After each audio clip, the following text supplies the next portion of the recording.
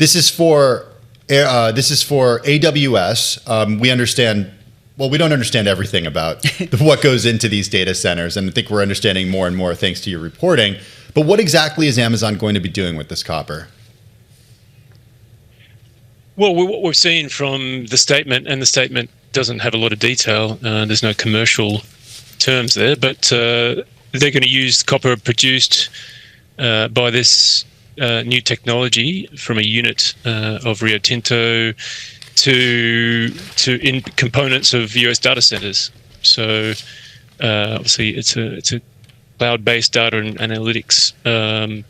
So copper is used. Copper's the wiring metal. It's used in lots of conventional uses in building, construction, plumbing, but it's also a big part of everything from obviously electricity grids and renewable energy to electric cars.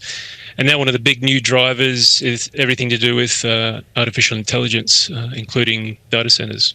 Yeah, and we've definitely seen, what's interesting, we've been watching what's going on with copper, in the copper trade in terms of the metals market, and we have seen it ease from an all-time high. Markets taking stock of kind of what we've seen as a record rally as of late, and we're just trying to understand speculators versus demand. There are in this story, and we've been talking about some of the demand and draw that's expected on copper specifically longer term. What are we hearing? I think it's S&P. Is it S&P Global that came out with some new forecasts? Right. So, like most assets, you've got the shorter term situation, which is more to do with flows of copper going into the US ahead of possible tariffs, as well as some supply disruptions. But beyond that, underpinning all these fairly bullish forecasts is basically the inability, or the perceived inability, of the supply side to keep up with demand. And part of that demand growth, a big part of the demand growth, is coming from data centers, artificial intelligence infrastructure. And you referred to S&P Global report. Their numbers have global installed data center capacity increasing by almost fourfold over the next couple of decades. And so that means demand from AI, data centers, and defense spending, I think they group it in as well, will roughly triple. That's demand for copper, roughly triple by 2040. So that's adding 4 million tons of consumption, new consumption to the market. The supply chain side of this for what goes into high tech is not anything new. I mean, we have Apple for years publishing where it gets certain minerals and elements from. I think of Tesla and the cobalt and the lithium refining that Tesla has set up in recent years as an attempt to take over more control. Is that what Amazon is doing right now, or are they still at the point where they're just, okay, we're just buying it directly from this company, we're not taking this into our control at all?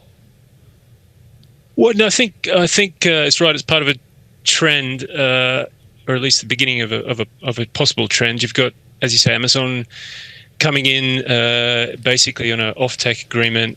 This production isn't available yet. It's still being developed. They're deploying this industrial scale leaching technology at this particular mine in Arizona. So Amazon has agreed to buy a chunk of that supply, as well as providing support, helping Rio Tinto improve the technology.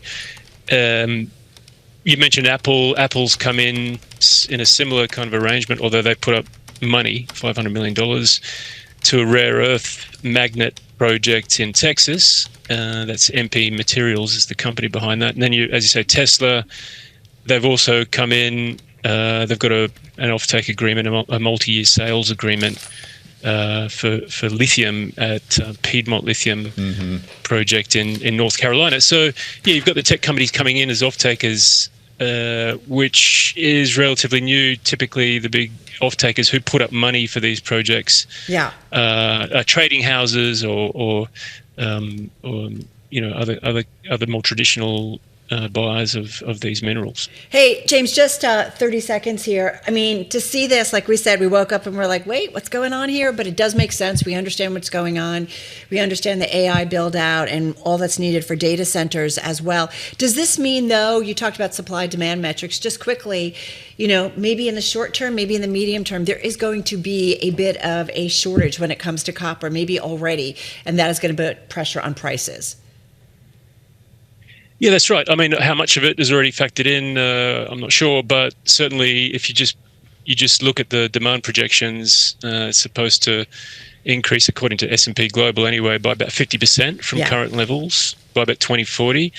But S&P are predicting that supply will peak in 2030, that unless something changes, unless there are new technologies like the one that Rio Tinto is trying to develop, or unless recycling becomes a bigger deal, or unless many more billions of dollars are invested into new projects, then the supply side won't be able to keep up, and there'll be a gap, basically. Of course, that's hypothetical. Right. If the copper doesn't exist, it can't be consumed, but that's certainly an interesting metric to look at.